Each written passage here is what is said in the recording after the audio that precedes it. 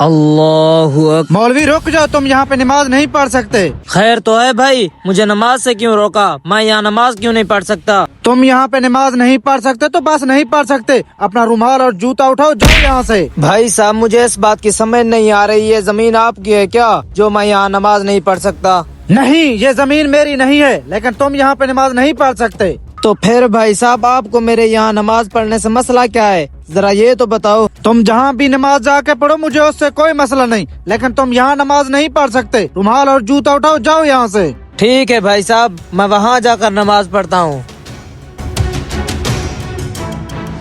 یا اللہ تو ہی سے ہدایت دے، یہاں نماز پڑھتا ہوں۔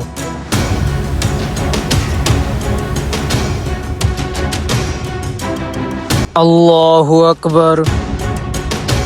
तीसरा दिन है, मेरे बच्चे घर भूखे हैं, वो मौलवी यहाँ से गट्टू भर के ले जाता है। या अल्लाह तू ही मेरे हालात जानता है, तू ही कुछ रहम फरमा।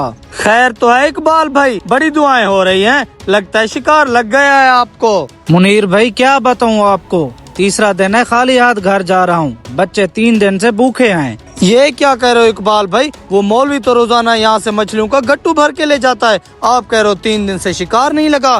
ہاں منیر بھائی یہی تو وجہ ہے، وہ روزانہ آ کے میری جگہ پہ نماز شروع کر دیتا ہے، میرے حصے کا نصیب وہ لے جاتا ہے۔ کیا مطلب اقبال بھائی؟ مولوی یہاں پر نماز پڑھ کے آپ کا نصیب لے جاتا ہے؟ یہ کیسی باتیں کر رہے ہو آپ؟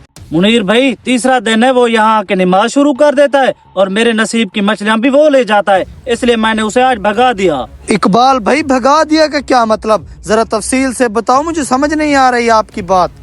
مطلب میں نے اسے آج یہاں نماز نہیں پڑھنے دی، آج میں اپنے نصیب کی مچھلیاں خود ماروں گا۔ استغفر اللہ۔ اچھا تو اقبال بھائی یہ بتاؤ اب آپ کو کتنی مچھلیاں لگ چکی ہیں؟ منیر بھائی ابھی تک تو کوئی مچھلی نہیں لگی، لیکن لگ جائے گی۔ اقبال بھائی یہ غلط سوچ ہے آپ کی، آپ نے بہت بڑا گناہ کر دیا ہے۔ ایک تو مسلمان ہو کر اس مولوی سے حسد کیا، اسے یہاں نماز نہیں پڑھنے دیا آپ نے۔ دوسرا یہ کہ رزق کا وعدہ اللہ تعالیٰ نے کیا ہے، وہ کسی کو کم رزق دے یا کسی کو زیادہ۔ آپ کون ہوتے ہو یہ کہنے والے کہ وہ مولوی تمہارے حصے کا رزق لے کے جا رہا ہے؟ اللہ کے بندے کو عبادت کرنے سے روک کر تم دنیا اور آخرت میں ذلیل ہوگے۔ میں تو کہتا ہوں اللہ کے ہاں توبہ کرو اور جاؤ اس مولوی سے معافی مانگو۔ ٹھیک ہے منیر بھائی میں جا رہا ہوں، مولوی سے معافی مانگتا ہوں اور اللہ سے سچے دل سے توبہ کرتا ہوں۔ یا اللہ تیرا لاکھ لاکھ شکر ہے، بلکہ جتنا شکر ادا کروں کم ہے، تو مجھے میری سوچ سے بھی زیادہ رزق عطا کر رہا ہے۔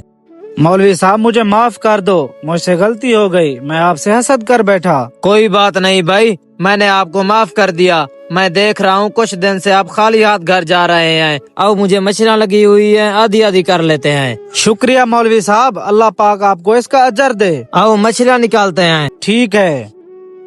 سچ کہتے ہیں نصیب سے بڑھ کر کچھ نہیں۔ دوستو رزق کا وعدہ اللہ تعالیٰ نے کیا ہے، وہ کسی کو کم رزق دے یا کسی کو زیادہ، ہمارا کام ہے محنت کرنا۔